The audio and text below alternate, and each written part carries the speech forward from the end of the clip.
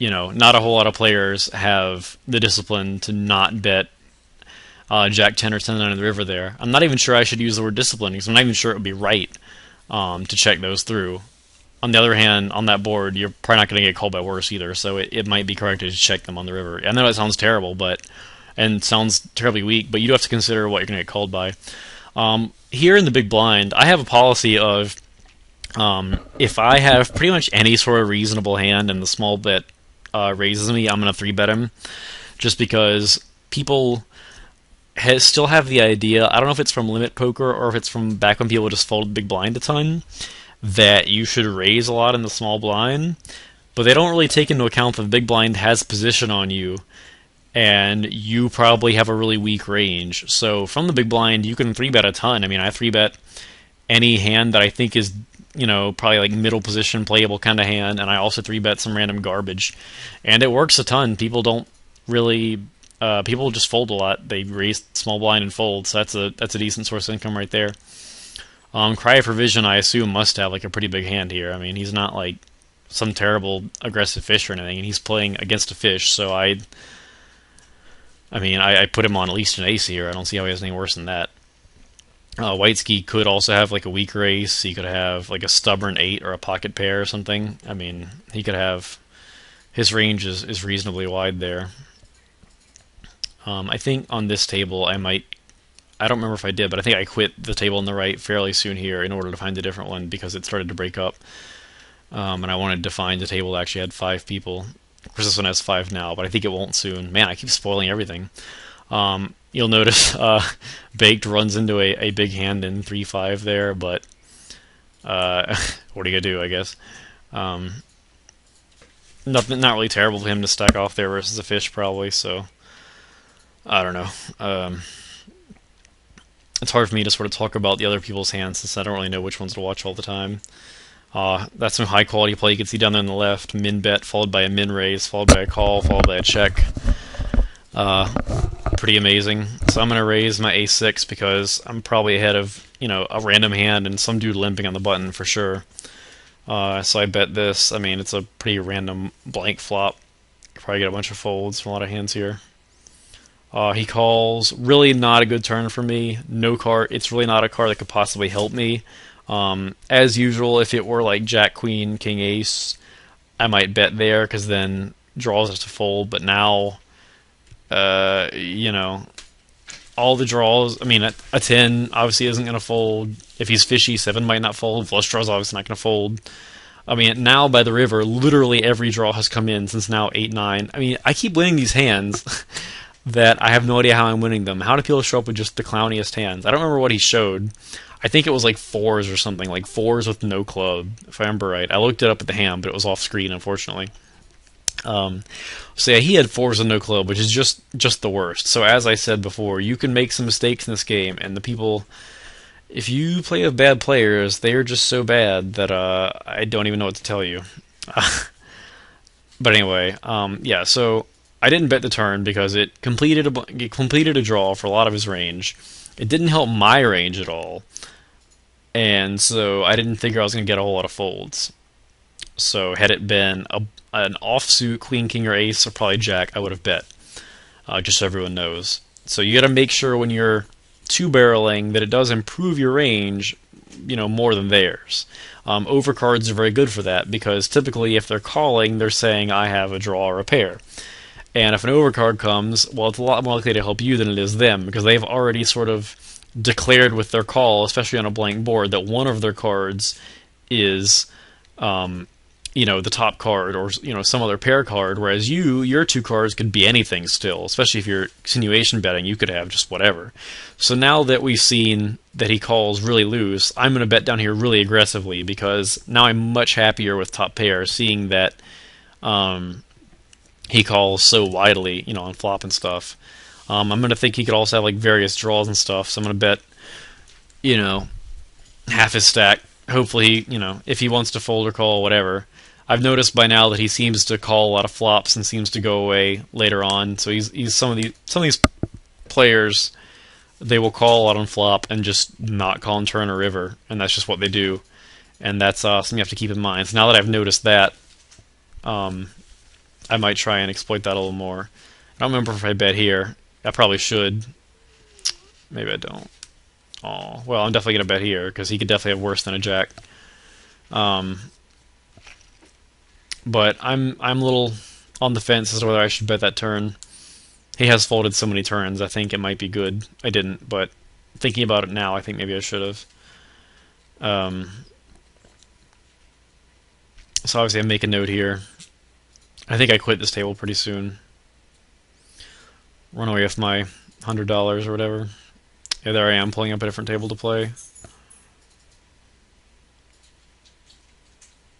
Obviously, oh my god, it disappeared. Okay, so this table, I mean, obviously the one fish is kind of bad, but I'd rather just play with a full table. And I was playing with a full ring table earlier, just to have a full ring upland, and I'm gonna do that again on purpose. I know I folded a free hand there, so if you noticed that, then fuck off. You're a nit. I fold hands whenever I want. I give up a free hand. I don't give a fuck. You heard me. Anyway, go away, dog. Sorry, my dog is being an asshole. So we pulled up this full ring table. I think I attempt to uncheck the wait for blind thing and just play immediately so I can get hands in, but I don't think it works because Ace software is just fantastic. Over on the left, you can see some shit is happening. It's really weird for me to go back in the habit of actually watching what's happening when I'm not playing because I normally play about 18 tables, so the idea of watching hands I'm not in is has really become completely foreign to me. But there we can see Baked could really have any sort of bullshit since he's terrible. Everybody folds, so we don't ever really know. He had quads, so good for him. He's a great player and fantastic, and I hope I grow up to be like him. Man, it is really hard to talk about shit for 35 minutes when you're not getting any hands or anything to talk about. So, people are raising, people are calling, people are being bad at poker. Such is life. Okay, so we have fish raises, other fish calls, tight fish calls in the blinds. I would expect, normally fish A is going to raise, or continuation bet, nobody's going to fold. And that's pretty much how it's going to go. However, with Baked, you never really know. He could call. It's just some bullshit. Try and float him. Yep. So that's how most of his hands are going to go. So many bets, everybody else folds. Those are kind of the best boards to see bet for that reason. There's one high card you conceivably have. The other stuff is all low. Makes pocket pairs not want to call because there's an overcard. That sort of thing. Here I like to bet, although I'm not sure that checking wouldn't have been better, just to try and encourage a bluff. But there are a lot of draws and random bullshit he could have. I mean, I think betting and checking there are equally valid. I mean, I think it depends on the player too. For a fish, I'd be a lot more likely to bet, and for a good player, I'd be much more likely to check call. Because I don't think he has a queen. So unless the good player now starts betting nines, tens, jacks, then check calling is probably profitable. And against a fish, they're not likely to bet even if you check. So you need to bet and go ahead and hope they call with like a 6-4 or some small stuff. They also probably don't have a queen. Even a fish will bet top pair. So unless they have a 9, you're probably ahead and can get at least a little bit out of them. And so I would go for a little value there. Not too much going on now, just getting no hands, sitting here, pretty much putting my thumb up my ass, just watching the screen. Pretty much what I do all day. This is really boring. I don't know how anybody plays less than 15 tables. This is just terrible, awful, atrocious. Okay, so we got tens, raise, hopefully we get some calls. Yeah, we got a call. Alright, we're in business. We're gonna win all the money. Hopefully we don't get 3-bet here, because that'd be kind of awkward. We'd probably have to call because of our stacks, but wouldn't be too fun. So here we flop a pretty wet board. I bet, planning to bet most turns, because I feel like a lot of people will peel a lot here and then fold turn. Luckily he doesn't call at all, which is fine with me. I don't know if I wanted to say build a big pot with third pair against a fish, but I think betting flop there is fine. It'll make him fold all small pocket pairs, a lot of random aces, that sort of thing. And there's tons of turns, like blank turns, that'll make him fold. And Might have to shove river. I wouldn't be afraid to shove river there. He almost never has king jack. Um, Almost never has a set. Those things will probably check raise flop. So if he calls flop and turn, he either has a stubborn draw, which is completely possible if he's fishy, or he has like king queen, or maybe king 10. And none of those things really like facing a shove on the river. So I would strongly consider um, making a big bet on the river, possibly a shove. If he, does all that, I go ahead and mark him as a fuck face because he's open limped pre-flop in early position, and nobody good ever does that really. So he's a fish. Not much more to say with that. Uh, we're gonna go ahead and get the old seven deucer. Gonna fold it.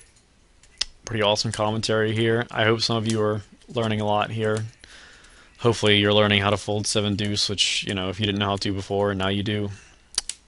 Um, Not gonna auto fold here, considering three betting any, just because I haven't done it in a while. I like to just throw in some three bets. So he raises, and then I go ahead and three bet and make it a reasonably small amount because I figure he'll fold a lot of smaller stuff anyway. I get cold called. Now usually when people cold call me, when I three bet, I assume they're pretty strong. I mean, jacks plus, ace king, that sort of thing. I mean, people don't. He is a fish, but even fish don't tend to call just nothing, and that range hits a three bet cold caller's range pretty hard. Now, but once he checks, both of them check. I mean, I could easily have checked here with a set of kings or jacks, or maybe even ace king. They couldn't have. They're not going to check twice with that stuff. So I know that their range is very weak now.